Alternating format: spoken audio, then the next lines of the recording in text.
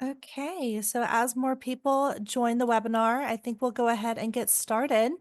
Hello and good evening. Welcome, everyone. Thank you so much for joining us this evening for Teaching Self-Advocacy to Students, Tools for Bullying Intervention and Prevention program with PACER. My name is Haley Carlton, and I'm the Youth and Young Adult Programs Coordinator here at the Tourette Association of America. I am also joined by my colleague, Yvette Diaguiar, Youth and Education Manager, who will be helping me out tonight. Tonight's event is being provided as part of the Tourette Health and Education Program in partnership with the CDC. The views expressed by the speakers and moderators do not necessarily reflect the official policies of the Department of Health and Human Services, nor does the mention of trade names, commercial practices, or organizations imply endorsement by the U.S. government. We will be answering questions at the end of this webinar, so please utilize the Q&A section on your panel to insert your questions. Speaking up for oneself, expressing needs, and taking action are essential self-advocacy tools for youth of all ages. This presentation will equip attendees with the tools to empower students to advocate for themselves and will highlight the importance of positive social behaviors for bullying prevention. After the presentation, we will be asking attendees to partake in a brief survey to let us know what you thought of tonight's program. Tonight's session is made possible by support from the CDC, so not only is your feedback important to us, but also demonstrates to the CDC the value of programming like tonight's. With that said, our wonderful speakers for tonight, Judy French and Lakin Thompson. Judy French leads the Los Angeles office of the National Bullying Prevention Center, bringing PACER resources to schools, healthcare institutions, community organizations, and others through in-person and virtual presentations, workshops, and materials distribution in Southern California area and nationally. She offers support and assistance to parents, students, educators, administrators, and community members who are impacted by bullying and are working to create healthier communities. Lakin Thompson is 14 years old, a freshman in high school, and an avid actor in theater, TV, and film. She's an Instagram influencer and former pageant queen. She loves traveling, Dr. Pepper, and playing with her new puppy. She's also a TAA youth ambassador and advocates for others like herself. Lakin has Tourette syndrome along with social anxiety and depression. She was diagnosed with Tourette syndrome at the age of 9 during the pandemic after several years of minor vocal and motor tics, as well as behavioral issues at school and being considered extra at school and among peers. While Lakin thrives on stage and in front of a camera, she does struggle with things like being in school classrooms and going shopping. She has experienced bullying from peers over the years and has learned how to speak up for herself and cope when situations occur. Lakin hopes her experience and advice can encourage other teens in their journeys. And with that being said, I will pass it off to Judy. Hi, everybody. Welcome. Glad you're here.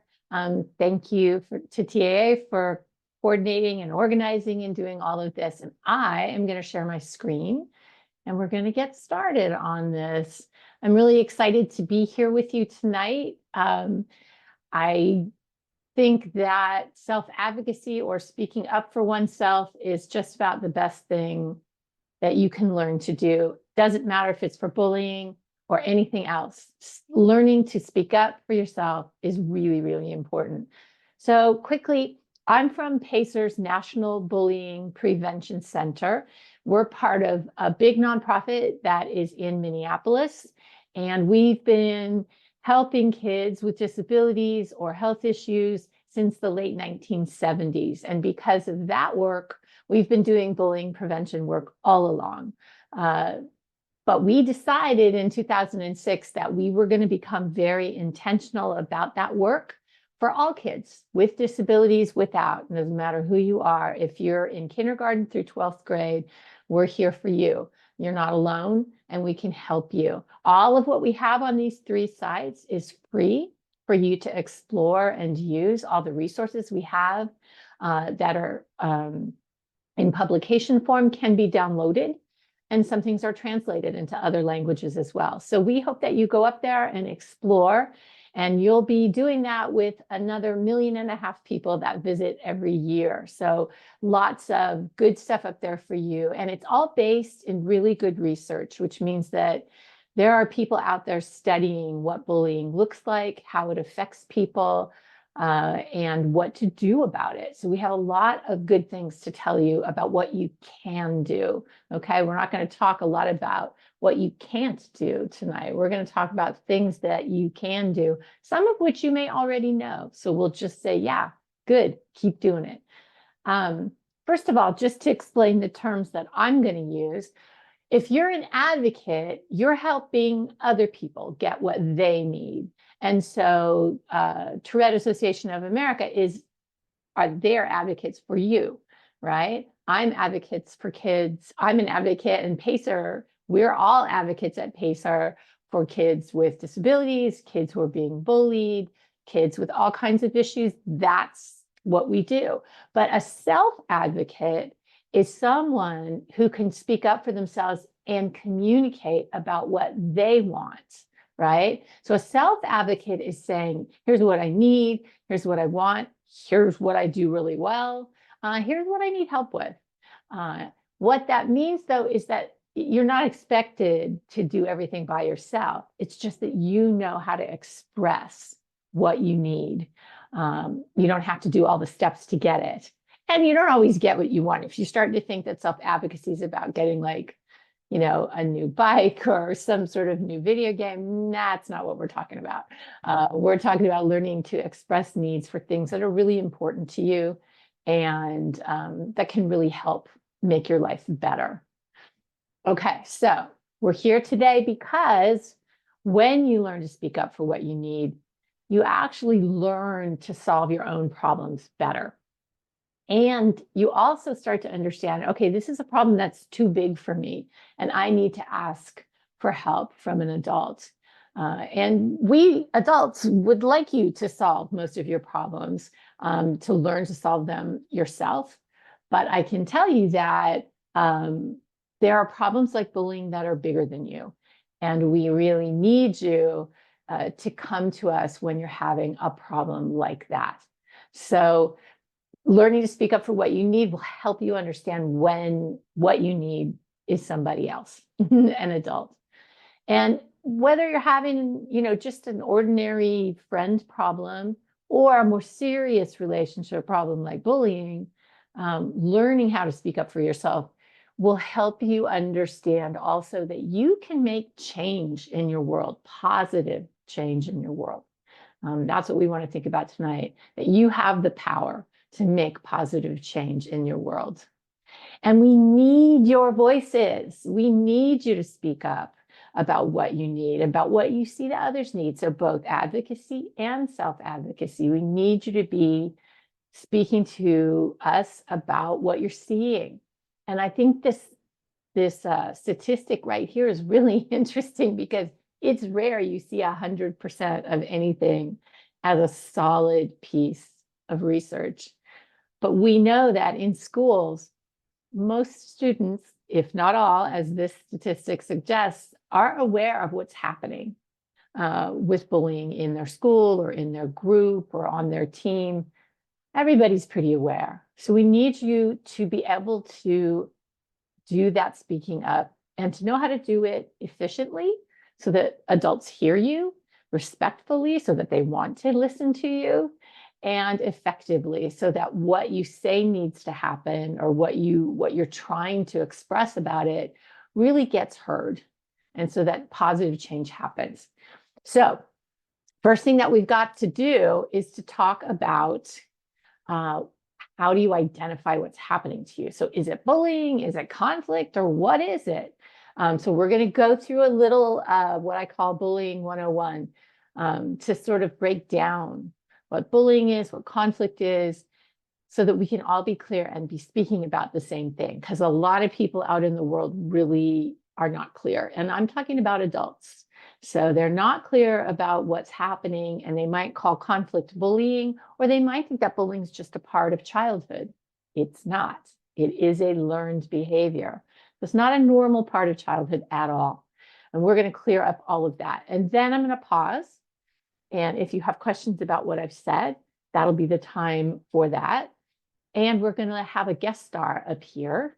And we're going to have an interesting recording from her. So we have also, after that, we're going to be talking about learning to speak up for yourself and give you some resources. Okay, so if you're wondering why, when all of us know that bullying is bad, why it keeps continuing, these common thoughts and ideas about bullying, we'll call them myths because they're not true. These are some of the reasons why. These are things that people believe that just really aren't true and they don't help. Bullying, as I just said, is not a natural part of childhood.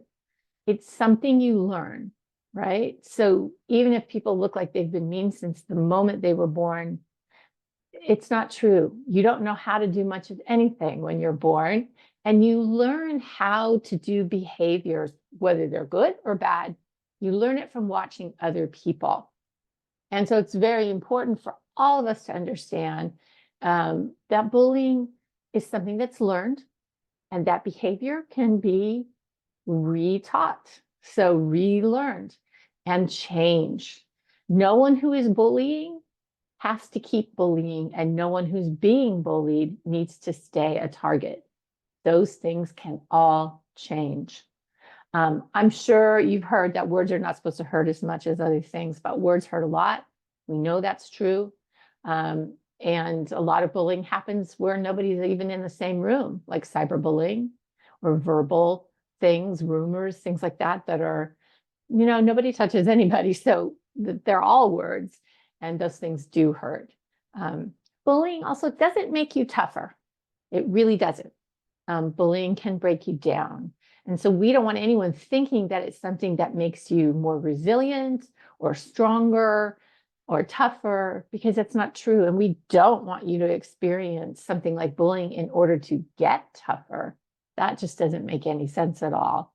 We want to prevent bullying, or if it's happening, stop it as soon as possible. And in order to do that, we need you to come to adults and tell them what's going on. Now, sometimes that's the last thing that anybody wants to do, because I know some folks think that telling an adult is about the worst thing you can do. And then everybody's in your business, and sometimes adults overreact. But bullying is a problem that does not resolve well until the caring adult gets involved. Most bullying won't end well until a caring adult's in the picture. So it's something that you need to remember, that really need to get to an adult when it's bullying. And it's not snitching. It's not tattling. It's telling. And that is quite different. Snitching and tattling is for getting people in trouble.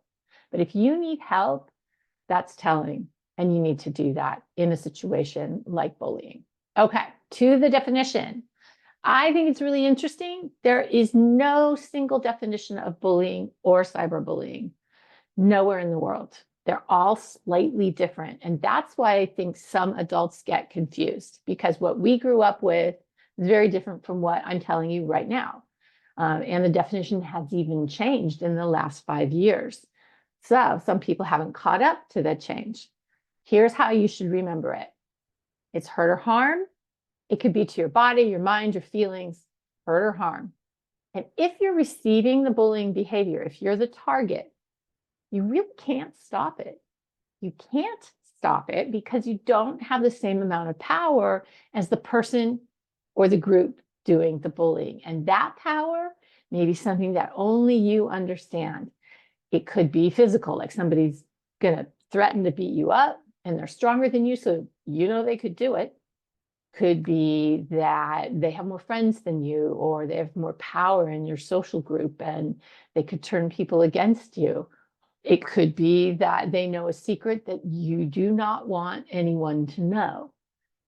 All those little bits of things add up to a lot of power sometimes, but you may be the only one who knows what's going on there. Adults may not see that, although we would like to know if someone is using their power against you in a negative way, because we will most likely have to step in and help with that. So once again, it's hurt or harm. The target can't get it to stop because they don't have the same amount of power. There is an imbalance of power. The person or group doing the bullying has more power. Now, there's something that is not here, and that's repetition. Repetition means that bullying usually is part of a pattern of behavior. It usually happens more than once. But sometimes it can be one single awful, horrible, severe incident, and that's enough. So if something happens to you that is beyond normal meanness, and it's only happened once, but it's so much that you don't want to go to school, or it makes you so nervous or scared, you need to get to an adult right away. No adult who cares for you is ever going to want that to happen a second time, but they need to know. All right. So that is really important, repetition, and that'll be in your school handbook. Repetition is a key part of every school and district definition of bullying. So you'll see that. But I want you to remember it can be one time. It just isn't usually one time. It's usually a part of a pattern of behavior. The other thing that's no longer in this definition is something that we call intention, right? And so intention means that you did it, the person bullying did it on purpose, okay? They did it on purpose. And what happens is that a school, when they hear that there's been bullying, they do an investigation. And it takes a while to figure out intention. It takes a while to figure out whether or not somebody did something on purpose. And sometimes we can't really tell, especially when someone might say, oh, I know it's just a joke. They took it the wrong way. They're so sensitive. And we were all laughing. I said, excuse me. I said, I'm sorry. Or, oh, he just tripped over my foot. I didn't mean to trip him. You know, the things that are like excuses, but could be the reason, and could be, oh, it's not intention. Well, we have a problem with that. And intention has come out of most definitions around the country because of the problem. The problem is this: when we have to do an investigation to find out intention, we're not looking at the person who's been bullied saying, wow, the impact of whatever happened for whatever reason is that this student doesn't want to come to school anymore, or this student is crying, or this student is so upset, something happened. So I bring this up because I want you to know that while we have to understand why something happened, it's equally important to look at the impact of what happened on the target. And if we can see that someone's been really affected by something, then regardless of whether or not someone just thought it was a joke, it wasn't funny to that person, the impact is that person is really upset. We need to figure it out. And until we figure it out, we want you to be safe, right? So we don't want too much time just worrying about intention. We need to also look at impact. So if you are pretty sure that there has been bullying and someone says, well, that's not what they meant, then it might be good to talk about the impact of what's been said or done, because that's a different conversation. So if there are adults on the call as well, that is a way to move the conversation past intention to what has actually happened to the target. That's a very good place to go if you're stuck on intention or purpose. Okay. All right. So here's where everybody gets a little bit confused, and rightly so. When kids are really little, they do a lot of really aggressive things. You know, I want that toy when they're 2 or 3. I want that toy, and they just take it and they bop somebody over the head. But until a kid understands that what they do is causing hurt or harm in another human being, another person, another anything, yeah, we don't call it bullying. So little kids, like say earlier than kindergarten, we don't really use that word at all. It may look bad, it may look aggressive, but we don't use the word bullying for little kids. Let's say TK and below, you know, preschool. No, because they don't understand yet that what they're doing can cause pain in another human being. But when you get old enough, things change. So at about 5 or 6, people do start to understand that. And here's where we make the difference between ordinary conflict, which is everyday disagreements that you have all the time with everyone, and bullying. So in conflict, the power between the people involved is equal power. And basically they're playing the same game. Yeah. They're not really out there to, like, you know, make somebody unhappy. They're friends or they're classmates or whatever. But, you know, one day one might say, we're doing this, the next day it might be the other one. They give and they take, but they've got equal power. And when somebody in conflict finds out that what they've done has hurt or harmed the other person, they generally try to stop what they're doing or change it so that they can hopefully keep the relationship, because most kids do not want to lose friends. And adults are that way too. We don't want to lose friends. We want to keep the friends that we have. And so people will try to change their behavior if they find out, oh my gosh, I really made a mistake with a friend. And you may need an adult's help to figure out how to fix it when you have an argument with a friend. You may decide that you're not friends anymore. You may have big feelings there. You may say things you don't mean. And maybe you forgive each other, maybe you don't. But that's not bullying. Yeah, because really, truly, you have the same amount of power and you're kind of giving as good as you get, and everyone has disagreements.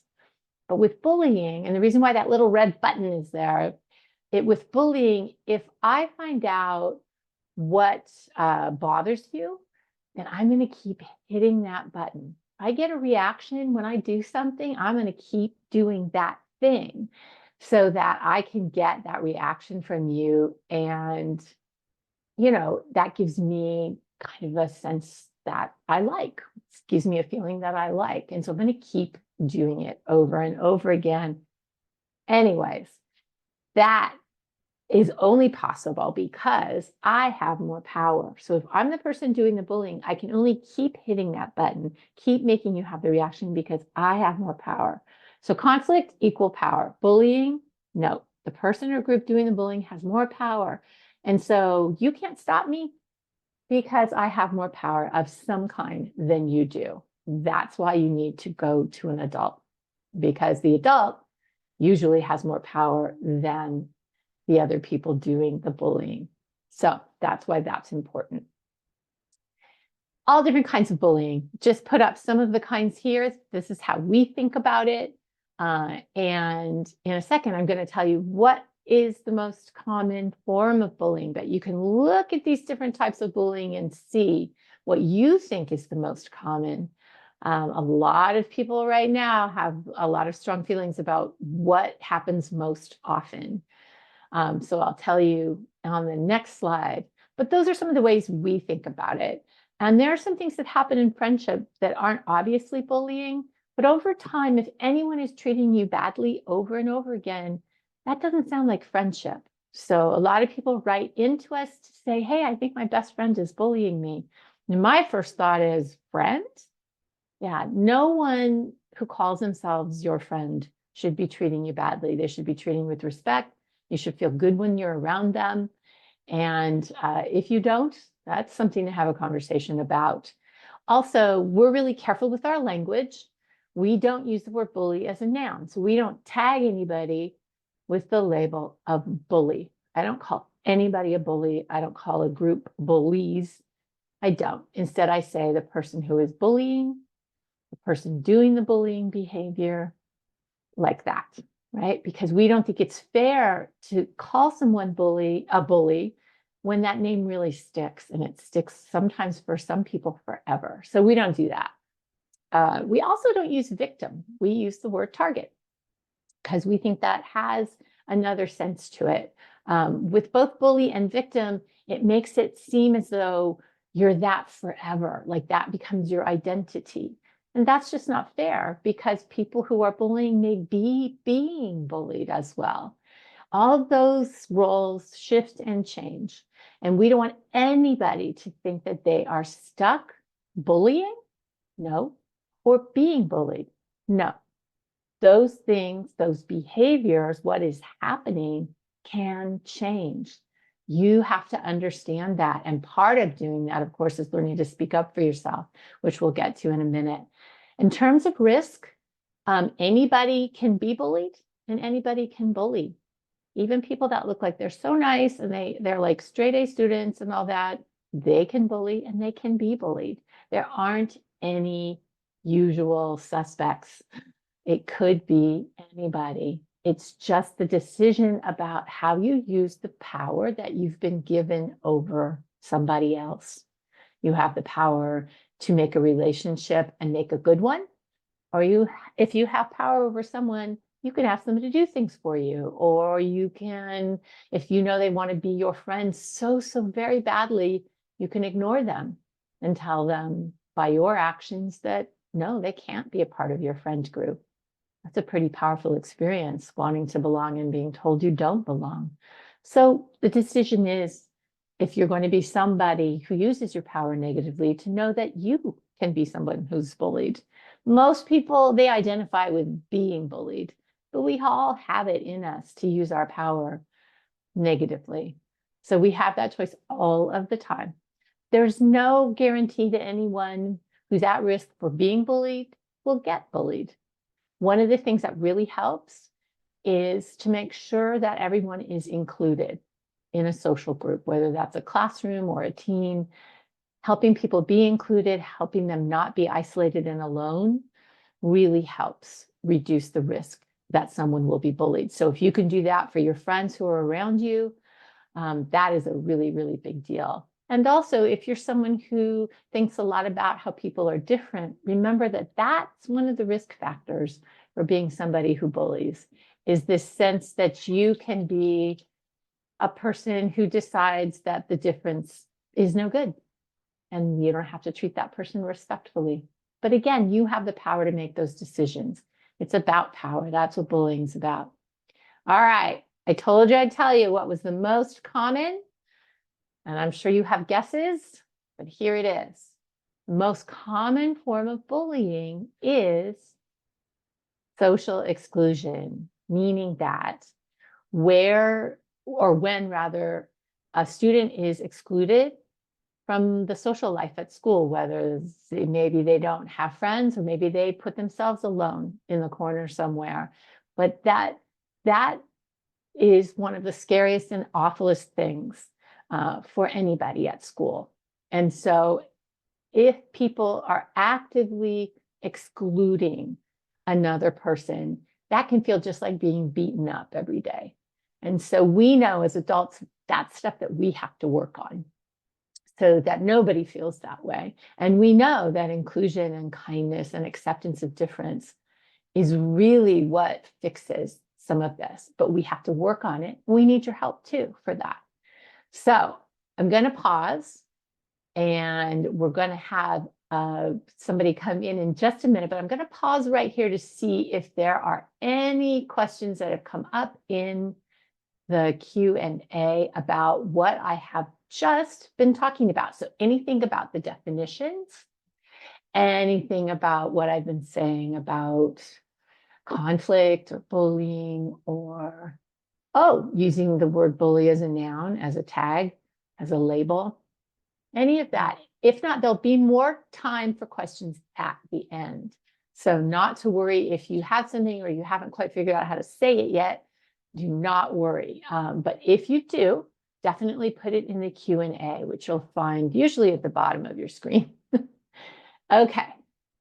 All right. Well, I don't see anything. So unless any of my friends listening in see anything, I think we'll just go to our TAA Youth Ambassador, Lakin.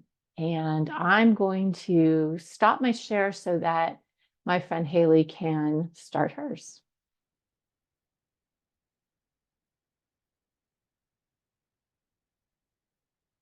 Haley's going to play you a video. Oh, Yvette. Okay, sorry. Hi, Lakin. How are you? Hi, Haley. I'm good. How are you? Doing great. Thank you. Thank you so much for being on with us this evening. So I think I'd like to go ahead and jump in. Would you tell us a little bit about your experience with Tourette syndrome and what it's like to talk about Tourette syndrome? My experience with Tourette syndrome has honestly been a roller coaster of emotions. One day it can be like I don't even have any tics, and then the next day I can just be off the walls, ticking as hard as I can possibly tick. And every day is definitely different. And some days are better than others. But it's definitely been a learning experience between socializing, going to school, all of that. So No, I mean, I can totally relate. having Tourette syndrome myself, me and Haley and I both have Tourette syndrome too.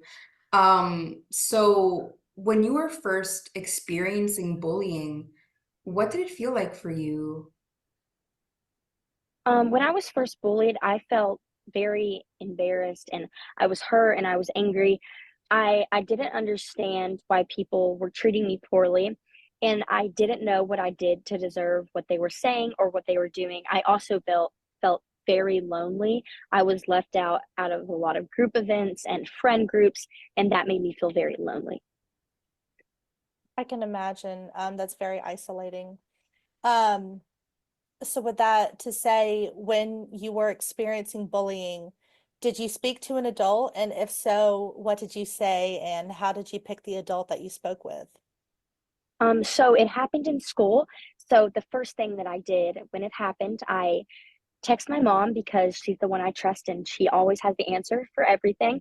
And I told her what happened, and she immediately told me to go to the office um, to report what had happened. So I did, and my vice principal had to talk to the boys who were doing it, and it would usually stop, but when it would, another group of boys would start making fun of me or saying things or making comments. And I would have to keep going back to the office over and over again. The school did a decent job handling things, but it really never went away. It sounds like, I mean, that's a really tough situation, and it sounds like you're very persistent in speaking up for yourself. So, how did it feel to continuously go and ask for help and speak up for yourself in those tough situations? It definitely it was hard sometimes, and I was scared that they wouldn't listen to me. But when I did speak up for myself, I felt very powerful and confident. Um, and it really helps me build self-awareness to advocate for myself, which I think is really important. Absolutely. And kind of going back to what you were saying earlier about the experience that you had with the boys that were bullying you, what is it that you wanted from those peers when you were experiencing bullying? I wish my peers would have spoke up and not just sat back and laughed or ignored what was going on. There were a few people, not many, but there were some people who would say, like, specifically, we like her for the way she is, or I don't care if she has Tourette. And many were understanding, which I appreciated very much. I'm glad you had that support from some people, some peers. Um, I know you must have really appreciated that. And I guess leading on to one of our final questions is, what would you want to tell someone with Tourette who's being bullied? Um,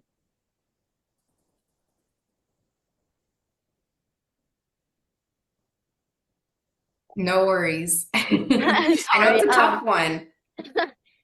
Um, I would say to someone with Tourette's who's being bullied, specifically for like Tourette's, I would say that no matter what others say or do, don't listen to them because it really doesn't matter what other people think of you. And you shouldn't listen to what they say or how they feel about you because in the end, they just want to bring you down and or hurt you, and you can't let them do that. I would also say to stand up for yourself and use your voice. It may be hard, but standing up for yourself is such a big deal, and it lets others know how you feel about what they're saying. The last thing is definitely go to a trusted adult, whether it's a teacher or a counselor or a parent. Telling someone is always the best thing because they can do something about the situation to stop it. Yes, I totally agree. And the final question is, what advice would you give to an adult or student who knows somebody else with Tourette syndrome?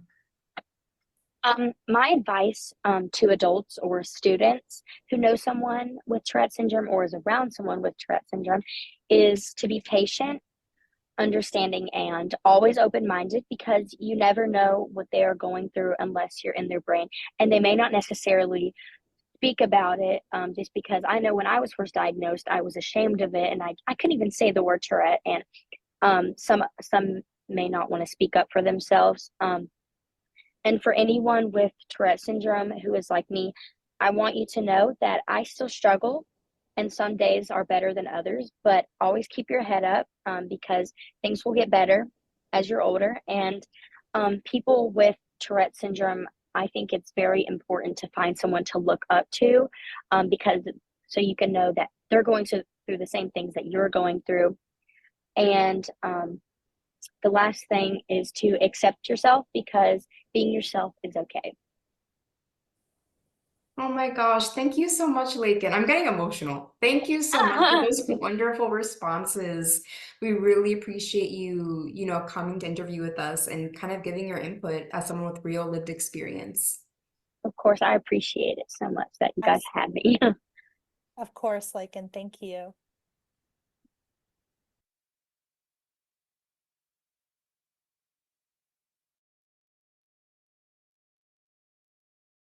Okay, I am gonna go back to my screen. And thank you so much, Lakin. We will have an opportunity to ask her questions at the end. She'll still be on the call, and I want to thank her and Haley and Yvette for doing that wonderful recording. That was really, really great to hear. Thank you. Thank you for sharing all that with us. All right. So she's talking about talking up, speaking up, talking out, all of that. Again, it's important that you learn to do this. And sometimes when you go to speak up, it's not going to get you what you want. I understand that. Sometimes you'll have to go back and do it again. That's called persistence, and it's something you'll have to do in your life. So no time like the present to learn, because the more that you think about how you're going to express what you need, the better you're going to get at it, the more you practice it, whether that's at home or with a trusted mentor like a teacher or a coach. Practice asking for the things that you need, the better you're going to get at it. And the more accurate you'll be when you ask for what you need. So we want you to know, again, that you have the opportunity to create positive change. And even if Lakin wasn't able to get the bullying to stop all the way, the adults became aware of what was going on for her, especially her mother became aware of what was happening. That is really, really important. We don't want you to be suffering through something all by yourself and thinking you have to solve it all by yourself. You don't. And you need support when a problem is happening like that. So I applaud Lakin for being persistent and tough and strong, to go for the things that she wants in this world. Excellent. All right. So I'm sure you know there's a lot of reasons why people might not want to tell an adult about what's happening.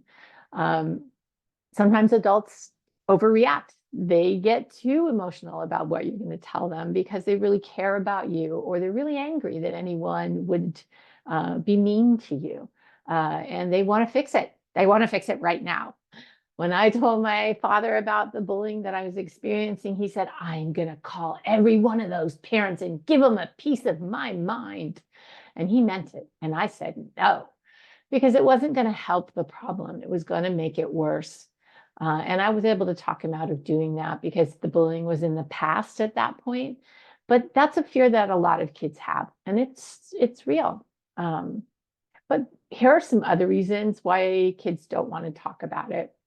And I guess the ones that worry me the most, excuse me, are that they worry that they won't be protected and that they decide that adults don't care. I guarantee you that there are adults in your life that care very deeply about what you're experiencing. And we really don't want you to be suffering through something like bullying all by yourself. We don't want you to be suffering. That's no way to live.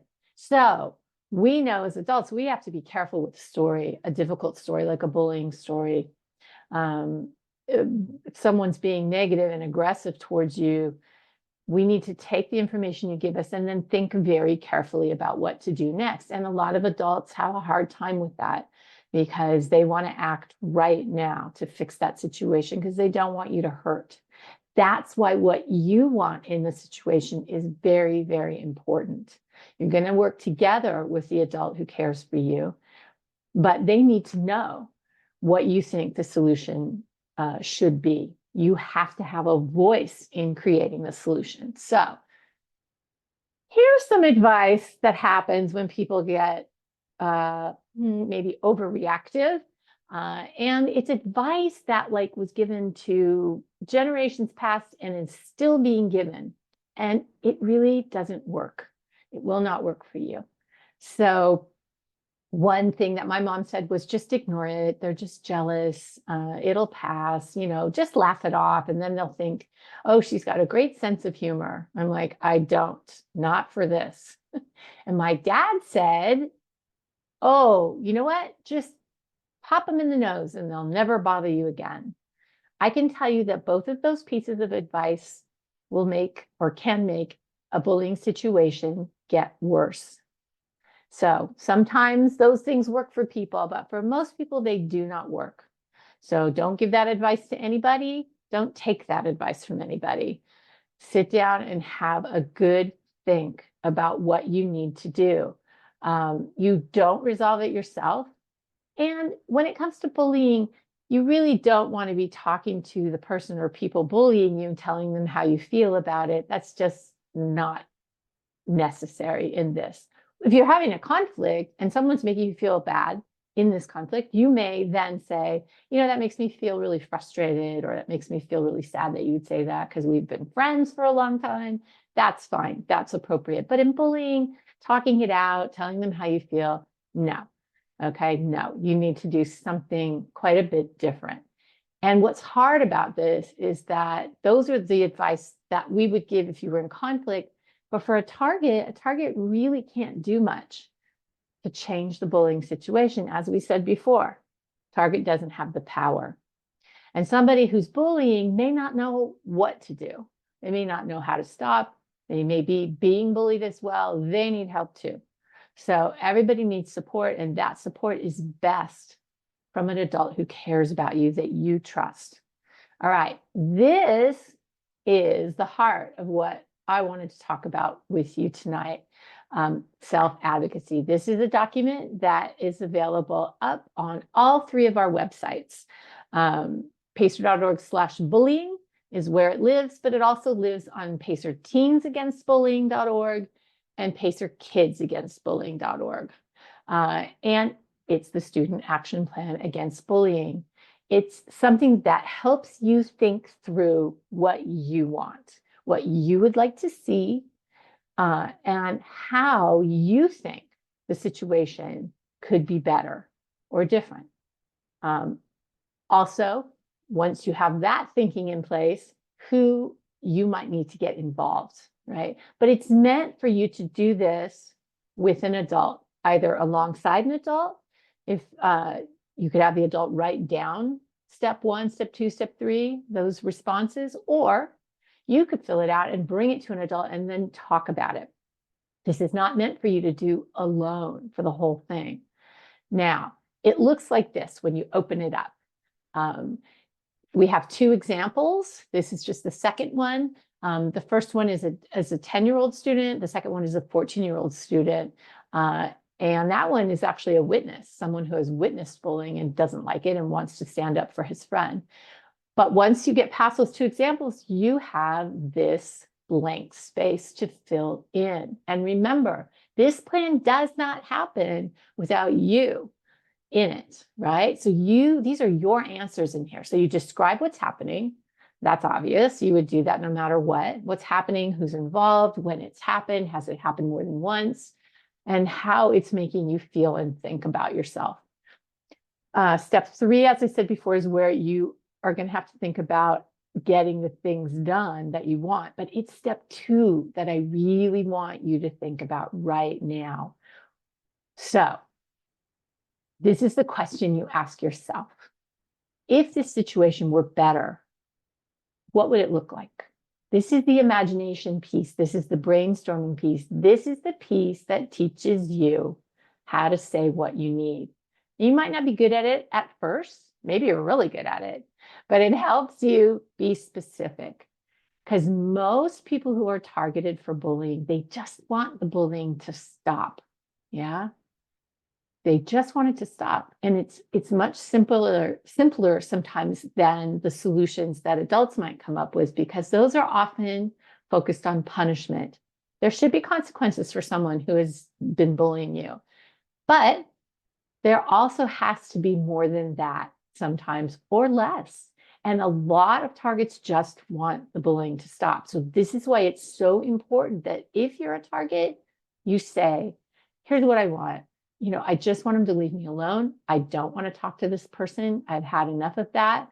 I would like to walk to class without, speaking to them, or hearing any names or anything like that. Those are the types of things that go in that step 2. And as you practice this, you will get better and better at saying, no, I just don't want him to mess with my stuff. I do not want him to touch my locker, my backpack, my whatever it is, that's yours. Just don't want that. Make sure that if you have a simple feeling or even a complicated one, that goes in step 2. And then step 3, that's the part where you have to talk and be realistic about who else needs to know. And the part where you also say, I don't want retaliation. I don't want someone to come back at me.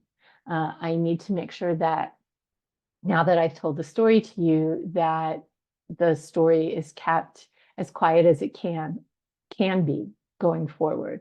And sometimes, the other adults will understand how to do that. And sometimes you have to remind them that that's really important. Also, if you're a witness and you've gone forward and you're filling this out as a witness, you also want to make sure that you don't get drawn into the bullying. And so it's important that your identity sometimes is very protected there.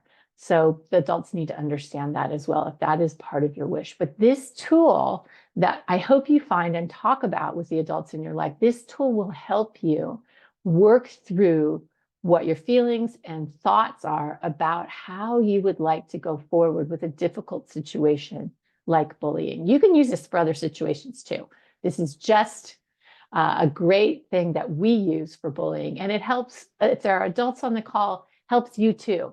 This is a thing that presses pause in all that rush of emotion about protecting somebody who's being bullied or consequences for someone who's been bullying. This helps de-escalate that forward rush of, I'm going to fix this right now. Everybody sits down and has a talk. And you, the student, are at the center of creating this solution to the problem. This is a great way to learn to speak up for yourself. We hope that you use that. In real life, it would look like probably you'd open up this sheet, you'd print it off or you'd look at it online, you'd read through one or both of the examples and see what speaks to you and see what they did. And then you'll think of what's happened to you in real life, what you want to have happen. That's the really important piece. Don't get stuck in what's already happened. You want to prevent anything more from happening, but you also want to think about what the future looks like when things are better or different. And then you would go fill out the blank grid and, work through that. And even writing it down or having someone write it down for you is going to help you think clearer or more clearly. So plan before you even, go and do this. Think about, okay, I'm going to have a conversation with an adult about it. Who's the adult? Who's the adult I'm going to have a conversation with? Who listens to my stories and who gets me? That's really important. And then later you can think about, oh, what am I going to need to do with all of this that I'm doing? What's the outcome that I really want to have happen? Think about that. Sit and have a good think about that before you act. Obviously, if there's something happening where you're really not safe at all, you may not want to wait or think too long.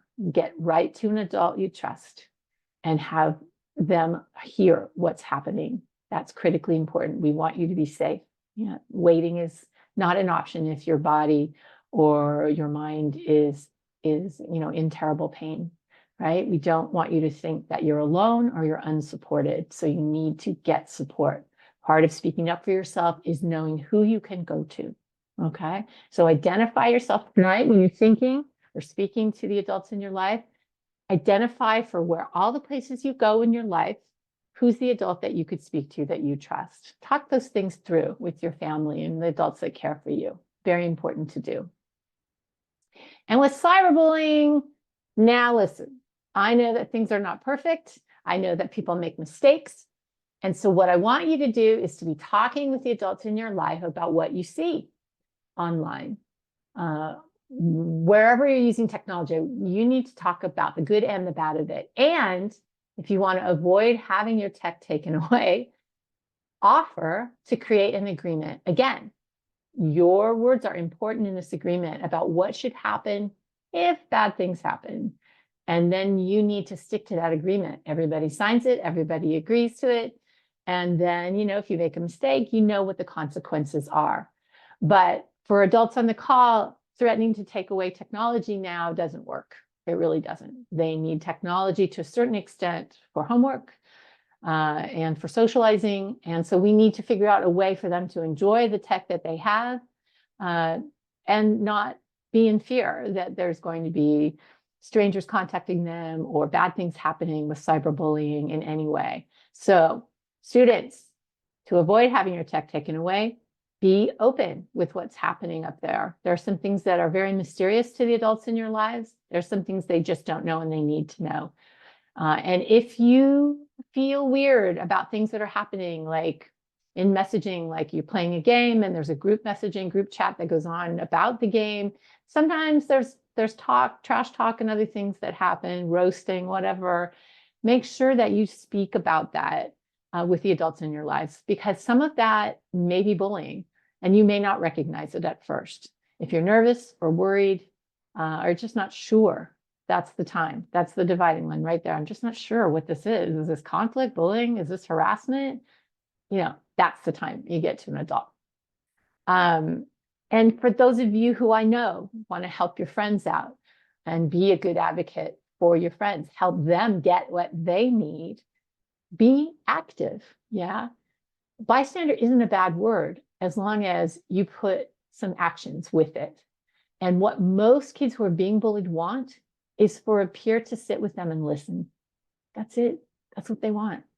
And maybe say to them, you don't deserve that.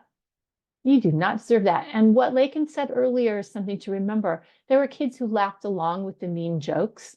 When you laugh along with the mean jokes or like a mean post or a post you know is untrue, it's like you're voting.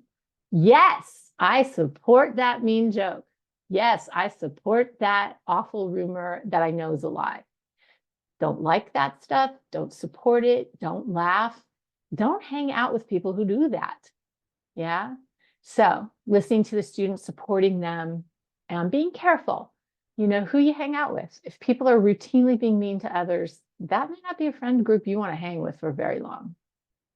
All right. And it's not just one person that has to fix all of this. Everybody has a responsibility. And if you're a target, it is not your responsibility to change what's happening in that bullying situation. I just want you to know that that is a group situation and the adults really need to be supporting you. It's an adult's responsibility to help change a bullying situation. Here's where I'm from, and we're going to open up the floor in a second for some questions, and Lakin is still here, so she can answer your questions, and she's brilliant. And let me know if there's anything more that I can do or answer a question. Wonderful. Thank you so much, Judy. We can go ahead and get started with our questions. I know there was one in the chat that was answered, but if you can provide any more further insight, would you like to read it or would you like me to read it? You want me to read it? No, Are you asking me or Yvette? I can read it. Go ahead. You do it. It says, at what age should we start educating our child about their diagnosis to help empower them and stand up for themselves? Is 6 years old too young?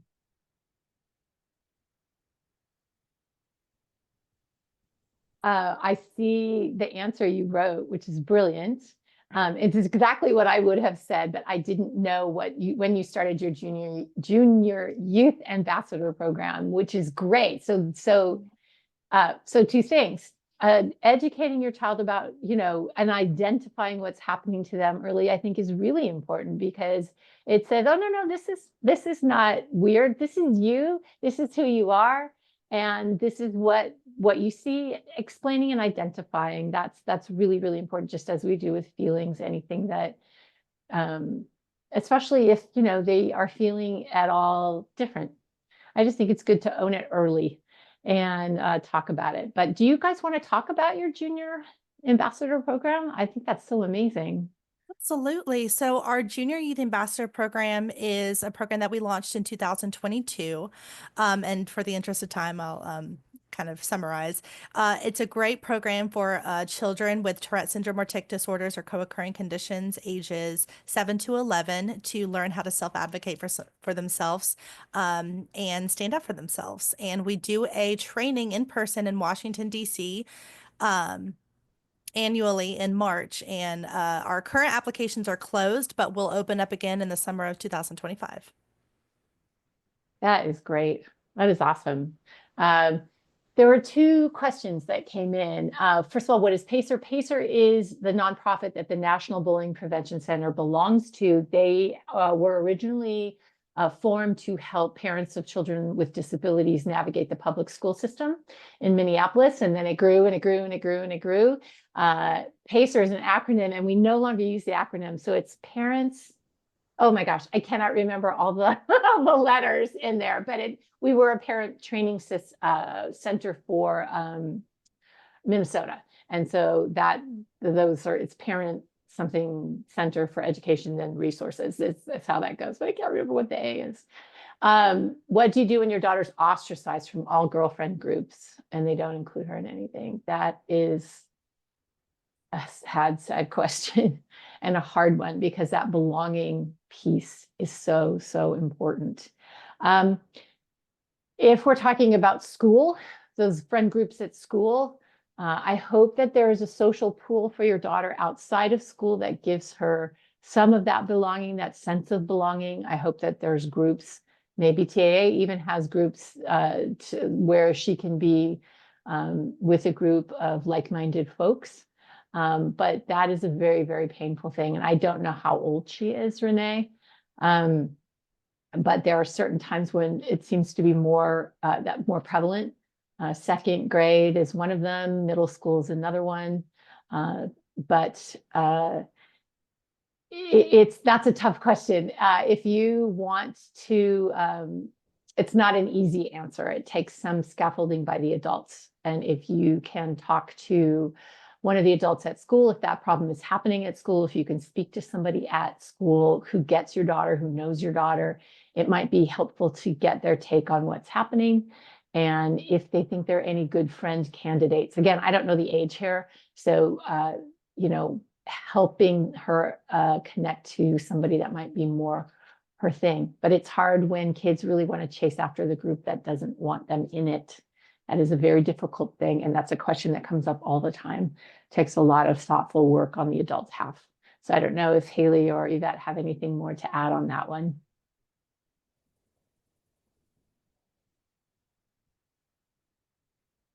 That can be a very tough one. As someone who has also experienced some ostracization from female friend groups, it is something that is difficult to overcome.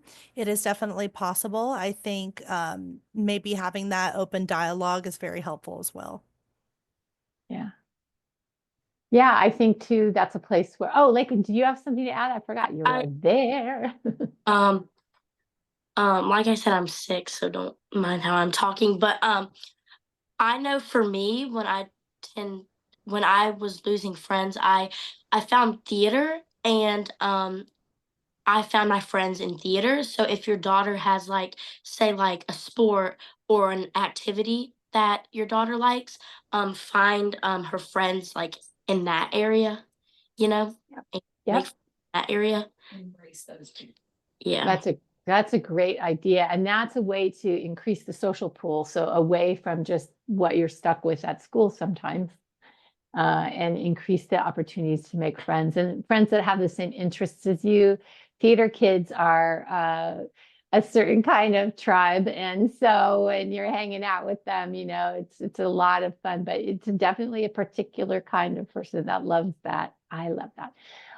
But sports is another good avenue for that, music, all of those things. But I guess finding the fit is what we're saying, finding this fit for your kid. So, and I think there's a good question for Haley or Yvette. Yes, I can read this one. Is there an opportunity to join the Junior Youth Ambassador Program for a child who will be 12 by next year, newly diagnosed? If you'd like, you can send me a personal email. I'll put my email in the chat. We do offer a program for teens ages 12 to 17 called the Youth Ambassador Program. Similar to the Junior Youth Ambassador Program, it does focus on advocating for the community as a whole, for their peers in their communities. And I can provide more information if you'd like to send me a quick email.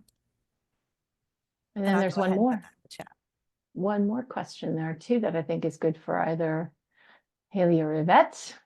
Yes, I just put in the chat. We have a few resources for newly diagnosed individuals, which is really great. We have this webpage, which offers a free seminar, and there's also a toolkit for newly diagnosed children or adults with Tourette syndrome. So I highly recommend checking that out, and our website, Tourette Association of America, which you must have had to go on to sign up for this webinar.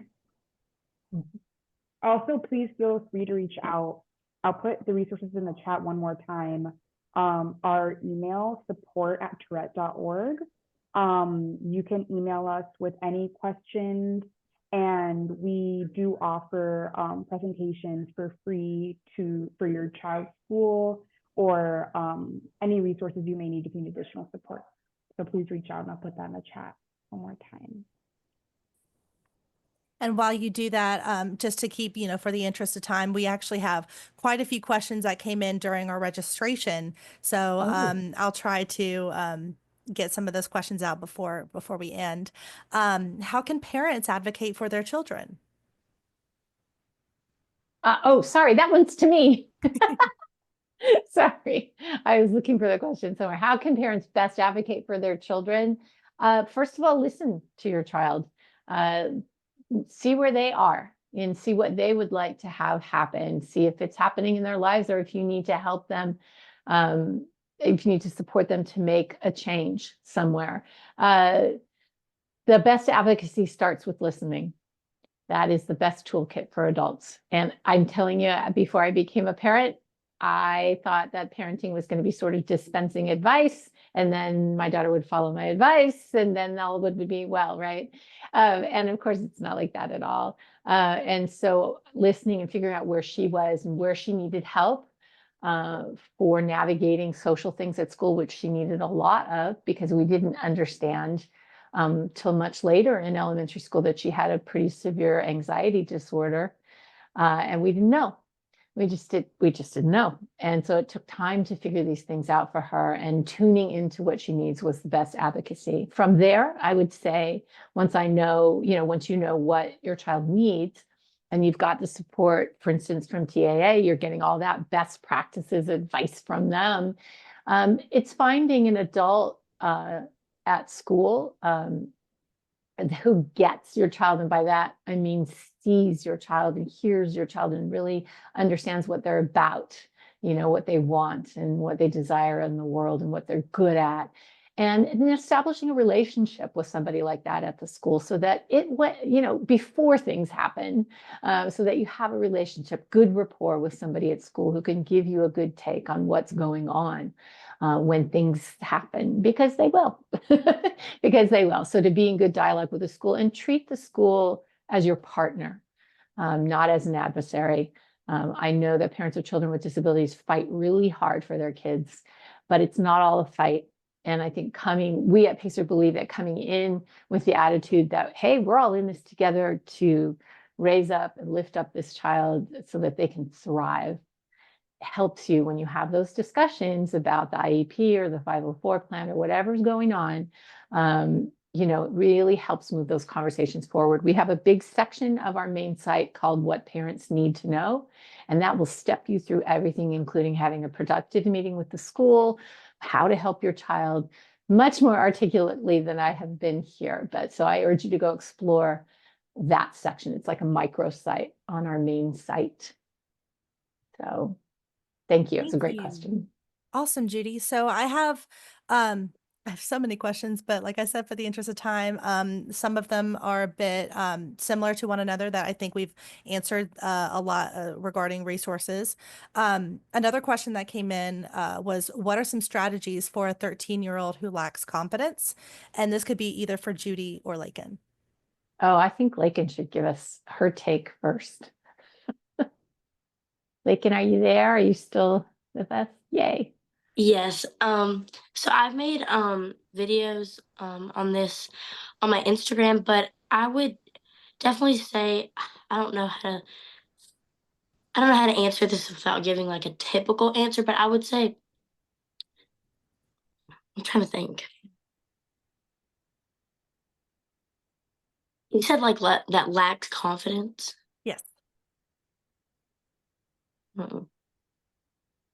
I would say like if you like lack confidence, just know that you're like good enough, and you know like if you're getting put down by someone else, just know that you, like I said, you are good enough. And like I have these little like affirmation cards that I have on my mirror that tell me that I'm good enough. And um yeah, just believe in yourself. And yeah, definitely just remind yourself that you are like good enough. And um just like keep going. I don't know. Well, no, that's really important. And I think the other thing is too, it's hard to know if you're good at anything if you've never had the feeling of success at anything. So is there a place for anybody, your 13-year-old or anybody? Is there something that she's good at or he's good at, they're good at, even if it's a small thing, that they can feel what that feeling is like to be successful, or to some place where, again, somebody gets them, they understand what they're about and they feel like they fit in. That's the place, that's where we start saying, oh, I can be myself here. And that's where confidence starts to bloom, when we can be all the things that we are.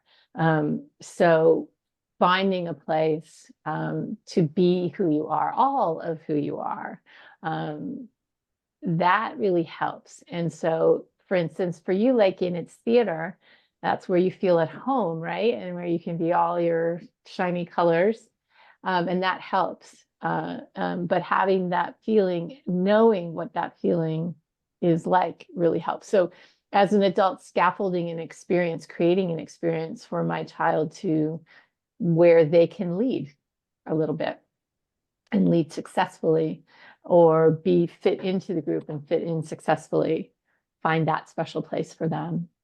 And then get those affirmation cards. I need to get those. I need to put those on my mirror. Yeah, I actually got them from my vice principal. So yeah. Well, a noble person, obviously. Yeah, those are good. I have friends that like those too. That they have them in their car and they have them on the mirror and they have them in their wallet and all of that. Good idea. Yeah. Absolutely. All right. So I'm going to ask one more question, and I really like this question. So someone asked if there are any books or resources that we can read as a family or recommend. There is one book that we put in the chat not too long ago, What Makes Me Me by Anne Baldwin, who is one of our volunteers and one of our junior youth ambassador adult team members. She wrote the book based on her son, Levi, who is a junior youth ambassador. And that's a great book. I would definitely highly recommend it. And Judy, if you have any further books, maybe on bullying prevention as well. We do. We have a ton of books. We have a book club sort of lists for all ages up on the main site, including some new ones that just got added during National Bullying Prevention Month, which is this month. So there's a whole bunch of stuff up there to take a look at. Some of them are fiction books, where the stories themselves are great teaching stories. Sometimes that's easier to be a little bit of a distance from, what's happening personally, to read a story about someone else's thing. But I love that. What Makes Me Me. That's a great book and a great idea for a younger child, especially to educate about the disability specifics and things and what kids will see. I think those are really successful. But go up on the main site and you'll see the book club. I think it's under Take Action, somewhere around there. Awesome. Well, thank you again to Judy and Lakin for a wonderful discussion this evening. I hope our participants found it informative as well. Again, as a reminder, please complete our survey linked in the chat. I just put it back in the chat for you all to provide your feedback. You will also receive a follow-up email within a few business days with a link to tonight's recording on the TAA YouTube channel. And like we mentioned earlier, please feel free to reach out to the TAA or PACER. You can reach out to support@tourette.org if you need any resources, have any questions about our programs, any virtual programs or our in-person events. Please feel free to reach out. We are here for you. Thank you all again for joining us tonight, and I wish you all a wonderful evening.